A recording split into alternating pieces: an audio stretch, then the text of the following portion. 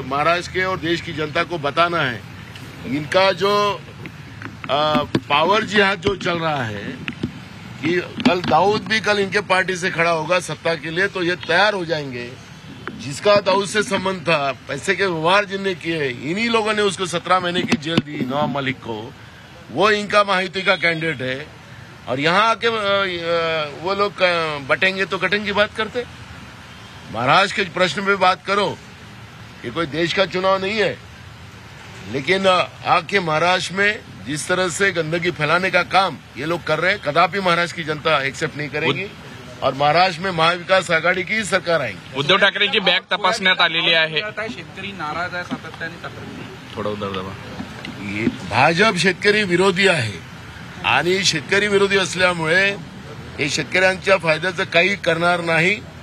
पण मी महाराष्ट्राच्या शेतकऱ्याला आश्वासित करतो की सोयाबीन असेल, धान असेल, कापूस असेल, कांदा असेल, या सगळ्या पिकाला आणि दुधाला एमएसपी पेक्षा जास्त भाव देण्याची भूमिका ही काँग्रेस पक्षाची आणि महाविकास आघाडीची राहील आणि म्हणून कोणी आत्महत्या करू नका, तुम्हाला न्याय देण्याची भूमिका ही आमची राहणार, हा विश्वास मी महाराष्ट्राच्या शेतकऱ्याला देतो आहे। उद्धव ठाकरेंची बॅग तपासण्यात आलेली आहे। काँग्रेसच्या दीर्घकाळ वर्ष उद्धव ठाकरेंची बॅग सरकार होतं काँग्रेसच्या, त्यावेळेस मुंबईची संपत्ती बिहार आणि यूपी आणि दिल्लीला नेण्यात आलेली नाही। आता गुजरातचं नाव घ्या ना म्हणा, इतिहासात जाण्यापेक्षा मग चौकशी का नाही केली आतापर्यंत? केंद्रात 10 वर्षाचं तुमचं सरकार राहिलं ना, आणि आताही आहे।